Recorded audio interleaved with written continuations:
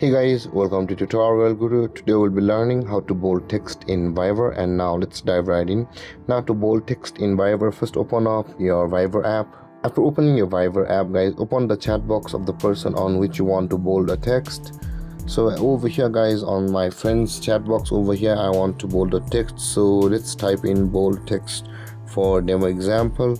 And after you have typed your text, in order to bold it, tap and hold on it and select the text which you want to bold. And after selecting the text which you want to bold, guys, you can see the bold option is available for us on this panel where it says the copy, share and bold. Let's do that again. Let's select this text, and after selecting, guys, if the bold option is not appearing on the box where it says copy, share and select all, the bold will be available at the three-dotted icon at the right side of it. Here it says bold is also available for us, italic, strike through, monospace and read aloud.